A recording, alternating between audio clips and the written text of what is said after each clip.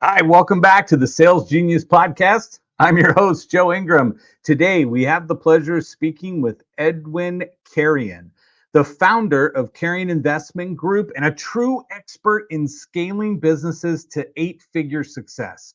So, Edwin's not your typical business coach. He's a U.S. Marine and a serial entrepreneur, which I think we all can agree is the best kind of entrepreneur, right? With over 20 years of experience building businesses from the ground up.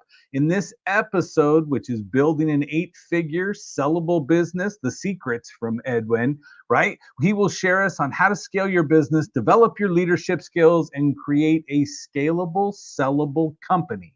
So get ready for the actionable insights from one of the most sought after business strategists in the world. Let's get ourselves started. This podcast is for the sales professionals at every level. If you want to convert more prospects into paying customers, then you're in the right place. Because Joe has spent the last 3 decades mastering buying behaviors, personality types, emotional and logical triggers. This is the Sales Genius Podcast. It's only a numbers game if you want educated. It's time to get educated. Let's go! Educated. Wanna learn how to close deals? Wanna learn how to sell more? That's what we're here for at Sales Genius. Let's go!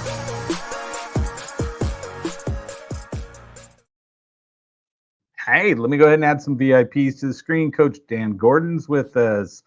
Jessica has made it. The hair in full effect today. You go. You guys didn't get to see her before she put the headphones on because it was very much like mine. And then she put the headphones on just to hold it back. Let me bring up Edwin. Edwin, our guest today, the guest trainer. Edwin, welcome. I love that. Did you just see that? The camera's moving. I'm going to make you bigger, Edwin. So we'll go here and then I'll say switch with me and we'll go from there. So fantastic. Edwin, welcome to the Sales Genius Podcast. Joe, thank you for having me here. And Jessica, hello. How you doing, Dan? Thank you. And to everybody listening, good morning, good afternoon, good evening, whatever part of the world you're in. Thank you for joining us today. Fantastic. So you have a lot of experience going to that 8-figure mark, Yes, which is sure. an impressive thing to hit. So I want to start just by throwing out a question, right? So you helped businesses go from 0 to 15 mil, right? Are there certain key systems that every business has to have or that an entrepreneur has to embrace? And the only reason I ask that is because we tend to wing it, right? We're entrepreneurs typically because we had no other choice and we really did not like listening to other people tell us what to do. And so, as I look at that, give us a little insight. Yeah, and I think we all like to wing it. I try to wing it myself until I really learn the power of having the right mentor to be able to help me pass that ceiling that I continuously kept hitting every single time. But I think there's some basic things that we all need to have at the beginning when we're starting everything. And it starts with the basics. Everybody talks about in every sports, in business, in relationships, we always talk about keeping it simple. And I think in business, what I notice a lot of entrepreneurs miss is the basics, keeping it simple, starting with having a business plan and starting with having a cash flow sheet. Those are like the most important things that I tell every single entrepreneur that I work with to start with that, because if you don't know where you're going, you will eventually get there. Exactly. So your cash sheet, tell me a little bit about that one. I know I asked you to go run crazy, but when you start looking at that, I know that some people, especially if they started, most of the audience here is going to be the entrepreneur or the sales associate that has to make a sale today in order to actually eat, right? So my question to you is that, like, just break down those two little things that you threw out there, right? Because you got to have the plan. We know that. But do you find that that's one of the biggest steps they're missing? Yes, I mean part of that is that's one of the biggest steps you're missing, because if you don't have a definite plan, a defined plan of where you want to get to, how you expect to get to that point? And the problem is that when you start a business, a lot of us, and that includes myself as well, we start as a side hustle or just doing a hustle business, but then it turns into a real thing, right? And when it turns into a real thing, it's like we don't know how to grow it because we have no plan. We just started this side business that started growing, that started making us money, that we started selling to people and to friends, and then it started growing little by little. But how do we know where do we want to grow it to? We don't have that basic thing that is called a business plan. How can we tell and share what our idea is with our customers, with our friends, with our employees, if we don't have anything in writing, anything in stone, set in stone? And the most important thing, once it gets to scaling part, the moment that you want to step out of your business, how do you know that your business is going to be run the same way that you want it to if you don't have that plan to pass it over to somebody else that's taking over your business? Fantastic. I love that part. So I don't want to ask any more questions. I want to say, share with us based on your level of experience and your expertise. I don't want to direct us in a way that would take us away from what you thought would be the best thing to share. So Another one that we're talking about, and especially because it's called the sales genius, right? As entrepreneurs, we all have to be great salesmen. We have to be great salespeople. And one of the things that I share and I tell people is like, stop selling. If you want your business to get good at something today, if you want to grow your business, first thing you need to do is stop selling. And what do I mean by stop selling is like, stop selling, start building relationships. And I think one of the things to my success is that I've been able to build so many amazing relationships with so many people throughout my lifetime that as I continue growing, those relationships continue growing as well. And then those relationships that at the beginning were maybe a customer, maybe a friend, end up being a business partner, end up being an investor that is investing on a multi-million dollar project with me, or anything else like that. So to me, it's extremely important to build those relationships, because the moment that you build those relationships, people want to do business with you, and they're going to remember you, and they're just going to come back to you for anything, or they're just going to refer other people to you, because whenever somebody asks them, hey, do you know this person that does this? You're the first person that's going to come to their mind. So Hey, let me throw something at you too. So I'm one of the guys that says business is about results, not relationships, right? The Okay. relationship comes from the results, Yes. right? And so to me, and the only reason I say that is I know that there's a lot of people, especially in the sales training world, where the relationship with the owner is the only thing they have. The results aren't there. They're getting a check from an owner because the owner likes them, right? And you're like, this isn't happening. And to me, I never wanted to be that guy. And I was like, no, no, no. I'm going to jump in. I'll deliver results, and the results will get you to like me even more. We get better results. You're going to keep paying me because of the results, right? I know I have a lot of friends that do I sign them up on a 12-month contract. And I'm like, oh, so I said, so you're afraid of actually earning your money month to month? And I'm like, I'm not. My answer is every month I will go ahead and do this, right? I will jump in and earn it every month. So and again, I don't think we're polar opposites on the thought process, but I just want to get your take on that. It all depends, right? Because there's certain things that you're able to show results at the beginning. There's certain things that the results don't depend on you. And if it was up to me, like if you tell me, Edwin, do something and I want to see results, I could show you the results because I know I'm able and capable of getting you the results that you might want. But sometimes people don't have that drive or don't have that desire. So when you come to customers, yes, it's building to me that relationship, but with that relationship comes that they want to follow you to start doing the things that you ask them to do, because you're leading by example, and leading by example is where it comes into showing the results that you want to see in other people. And to give an example here, I'm not going to tell somebody, hey, one of the things that I want you to do to become successful is work out every day or work on your self-development, if I'm not doing it myself. So I make sure that part of my lifestyle is going to the gym every single day, is always having mentors around me. If I'm telling people to get a mentor, it's because I have mentors myself. If I'm talking to them about faith into something, I need to have a faith into something as well. So it's leading by example at the same time, and that's how you show the results to other people. Fantastic. Fantastic. So, all right. So, Dan, you had a question. Yeah, so you were talking earlier about relationships, Edwin, and I really appreciate that. I appreciate you distinguishing between selling and relationships, because most people think they're two separate things, and they're really not, right? Most people think selling is, hey, buy this thing, right? But we Yes. know that what selling really is I want to help you. Like, I want you to be in a better position when you're done talking to me than you were before, whether or not you buy something. And I get that Right. that's a big part of what you do. Like, you wouldn't be this successful unless you did that. So what do you think the big mistakes are that most people make when it comes to building relationships that you got right? Again, it goes back into at the beginning. It's you're always looking for something, and what they call it in the training world is what's in it for me, right? Because Okay. whenever you're speaking on stage, one of the things that they taught me was that the audience wants to know what's in it for me. Hmm. So when you're looking at building a relationship, if you're always looking at what's in it for me, then you're starting off with the wrong foot, because you should never be looking at what's in it for me. It's like, what can I do for you? How can I provide value for you? How can I provide service to you? And am I selling you something that you're going to need? I'm not putting you in a bad situation. And for example, let's go back a little bit into when I used to own the jewelry stores.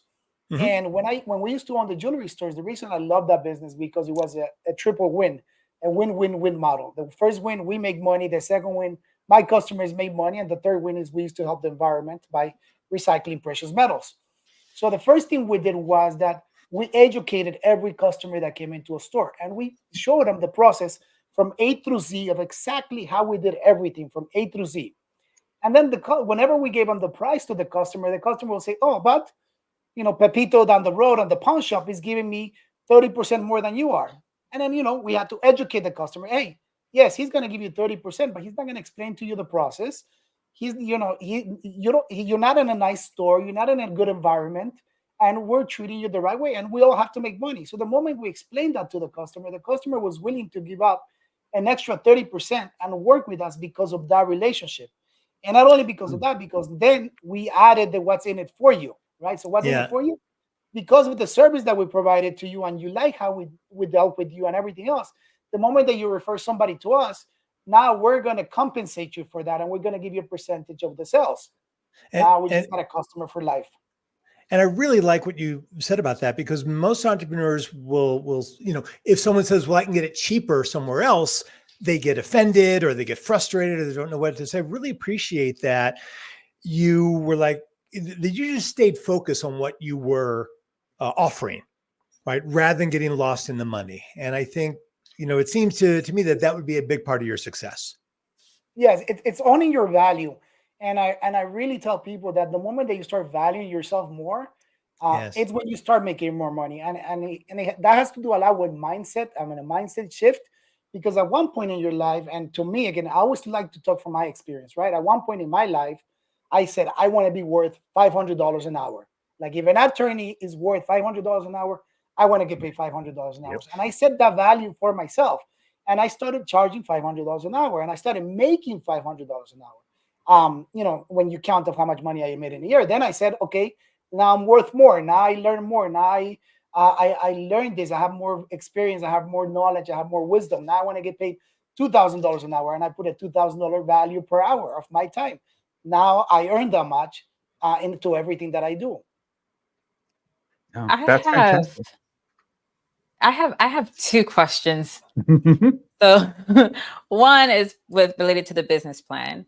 So what type of framework would you recommend for people? Because there's so many different ideas that come to mind when you say business plan. Yes. Okay. So the first one I'll tell you, when I started in business, and this was like 20 years ago, back in 2002, after I left the Marine Corps, the first thing that I did was create this business plan, and I still have it somewhere around. It was like 30 pages, like this thick book, right? Yeah. That they tell you to go so detailed into it. Yeah. Nowadays, the people that I mentor, I make them create a business plan with only 5 simple steps, and maybe it's a 1 or 2 pager. It has to be straight to the point. What do you want? What is your vision? What is your mission? What is your goal? What do you want to accomplish? And how long do you want it? Once you make it that simple, you're able to give that, and you're able to uh, tell other people what your plan is and what your goals are. But now it's more relatable, because now instead of going through 30 pages like reading another book, you have this one page on your wall that you can look at and say, this is what I want, this is what I'm going to do, and this is how I'm going to do it. Yeah, that's awesome. Yeah, that's what I was asking, because I think a lot of people, they think about the 30-page book that they need to put together in order to, get a loan from the bank. So thank you for saying that. And then the other question I have is, what are the major characteristic differences between a business that's trying to go from 250 to a million, and let's say a million to 5, and then 5 to 10? Yeah, the main things on that is having the right people on the right seats, and you're gonna learn that. And I love this one book that I love is from EOS, and it's called, what's the name of the book? Hold on a second, I have it. Traction. So if you read the book Traction, it talks about EOS, entrepreneurial operational systems. It's having the right people in the right places. As entrepreneurs, we have this one thing that I call it the entrepreneur ego, right? That nobody could do anything better than I can. So meaning that we don't want to hire people. We don't want to hire people that are smarter than us to come into the business and tell us you're doing this wrong or you're doing this wrong. One of the things that I learned is that the more people that I'm able to hire, the better it is for me because I could focus into what my superpower is.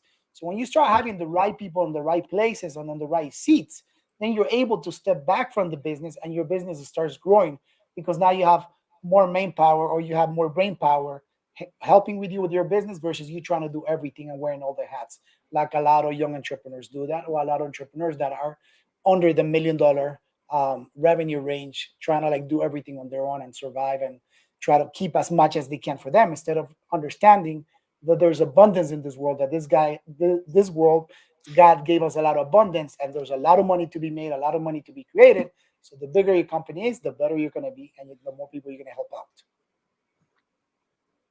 Perfect. So I have another question as we go in there. So how can an entrepreneur ensure they're creating a business that's not only scalable, but also attractive to a buyer? Um, Buyers want to buy, they don't want to buy another job. Like when I'm looking to purchase a company, I don't want to buy something that I'm going to have to be there running it all the time. I want to buy an asset. So whenever you create a business, you have to start thinking your business as, am I creating an asset or am I creating a job for somebody else? Am I creating a job for myself or am I creating an asset?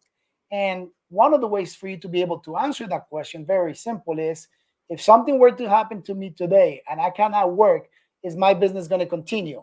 Or is my business going to fall off the ground and then it's going to be gone within the next couple of months? So that's like a very important question that you have to ask yourself. And if your business is going to continue, then you're on the right path, that you're creating an asset. And then you got to start looking at, okay, now what do I need to do in order to continue scaling this company? Because at one point in any business life, you're going to hit a ceiling. And, how do we break past that ceiling? That's the question that we have to understand and we have to learn and figure out, how do we get past that ceiling? How do we get past the ceiling? Right? And I think the best one and the one that has worked for me is having a mentor, having the right mentor that has been where you want to get to. So in order for me to get to the first 10 million, I was hitting that ceiling. I was getting to that first 10 million and I wasn't passing that. And I had somebody that taught me, how do we get to that point? And it's all about changing the mindset. It's all about looking at things on a different view, looking at challenges as opportunities. And then when we start doing those three things, that's how we're able to pass that ceiling and break that ceiling. But then it comes to a point in your life that you hit that comfort zone. So to me, when I hit 25 million, I kind of got to that comfort zone that, hey, I'm financially free. My houses, my cars are paid for. My business runs by itself. I only have to work 5 hours per week. I'm making over $1 million a year. Like, what else do I need? So you hit that comfort level, right? And that comfort level, you get stuck in that comfort level until you go out in your friend's yacht and his is twice as bigger than yours. And now you say, I need to level up. I need to get back to work and I need to scale again. Just a second. So you said a few things that really caught my ear, and I got to push back a little bit. Okay. You talked about the comfort zone. You also talked about looking at challenges as opportunities. And that's easy to say, often hard to do. Because when you're in the middle of a challenge, when everything falls apart, like, I mean, eight years ago, I lost everything. And I knew it was a challenge. I knew it was an opportunity, but still it was really hard. So what do you say to someone who's in the middle of that grind? They're feeling terrible. They just feel the challenge. They don't know how to look at it as an opportunity. How do you help them change their mind? That's when the faith really kicks in, right? And And I'll share a personal story about me. Please. About a year ago, I went into when COVID started. I partnered up with somebody to start a technology forex business, and we lost like $5 million in that. And because of that huge loss, and we lost some investors' money and some very good friends' money, uh, we got into a lawsuit, and I'm still dealing with that at this moment. But Mm. part of that dealing, it comes to a point is okay, I've been doing so good for so long that now because I partner up with the wrong person, even though I did some of my due diligence, maybe I had to do more thorough due diligence when I partner up with somebody. I'm in this situation now. What do I do? And at that moment, the worry kicked in, everything else kicked in. But I said, God, I'm going to let you handle this. I put it in your hands. I'm not going to worry about it anymore. And to me, that's what worked for me. Just kind of putting it off to somebody else that has more power than me having to worry about it. And, things turn around and everything is working out perfectly now. And I'm extremely Mm. happy for the outcome. But the moment that I decided to put it into God's hands, that's when everything changed for me. The same thing going back into when I lost and I went bankrupt in 2007. I lost over $20 million. I was bankrupt, and sure enough, I got into this negative mindset of I'm a failure, I'm a loser, I'm never gonna do this again. Like when people told me I wasn't gonna amount to anything, maybe they were right. And then Right. sure Right. enough, And I so, go right. How do you get out of that though, Edwin? yeah. So there you go. And then sure enough, I ended up going into a 3-day event that it changed my mindset. And it made me realize that, if you made it once, you could do it again. That, failure is part of the process. And I want every single entrepreneur here to understand failure is part of the process. How do we deal with challenges? It's the way that we react to a challenge is going Yeah. to have our outcome. And instead I, of reacting negative and stepping back, we have to confront that. I want to feedback something that you just said that's really important, in that you had this horrible thing happen, your confidence took a hit, and then you went to this event, right? So what I heard is that you did something different, right? You changed your Yes. state, you got out of the house, you got around positive people, you got around people who were doing things, and it started to change your thinking. Edwin, that is so important. And I can't appreciate that enough about you. And thank you for saying that, because how do you feel better? You change your state. And it might not have seemed like it was going to make a difference, but you did it. It And that's does. badass. Yes, you have to change your state of mind. You have to change your situation, your location. You have to change everything in order to get out of that. Because what you want on those moments, you want comfort. Yes. And that's what we want. We want the comfort, right? For everybody, it's Right. gonna be okay. Don't worry. No, you want somebody to tell you not to comfort you. You want somebody to tell you the reality, the truth. That hey, get up, continue, keep going. You're gonna make it happen. You did it once, you're gonna do it again. And sure enough, it happened, and it happened faster than what I thought. Within 2 years, I was already making millions and had a company that had zero debt, and I was working 5 hours a week, making $1 million profit a month. So imagine that, how powerful that was. Hmm. Yeah. And again, and I like that, Dan, because that's exactly where I was going to. I was like, oh, no, no, no. So, and I like to say virtual things can help, right? Yeah, you can do something virtually and do it, but the energy is different when you get into a room where everybody is at least heading in the direction of success, as opposed to like, you don't have to go sit in a room with everybody who's already made it and doesn't have to work, right? But again, their mindset will be much different than yours and much further ahead than where you're at. And when you were saying that earlier, you were like, man, I was in there. No one makes life-changing decisions in their day-to-day environment, right? No. It doesn't happen, right? You only make that I'm going to get healthy after you're in the hospital, right? That's not your Yes. day-to-day environment. And the doctor goes, you're going to die. And you're like, well, this is different. Maybe I should do something different, right? The same thing happens where you go, I'm going to an event where other people have already been through this, can see ahead, right? And I think it's Yes. Ed Milet who says it the most. And he says, you are uniquely designed right now to help a previous version of you. Yes. So if you stop and realize the you from a year ago and what you were facing, right now you look back and laugh and go, why was I so dramatic about all that? Right? And then you're like, no, no, no, now I'm doing this. But no, this has been fantastic.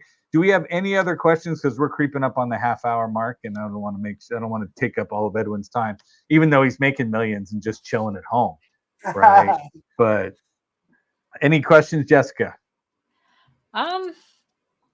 This was all really good, and I resonated so much with it because I experienced the same thing myself, going to in a different environment. It completely changed my life.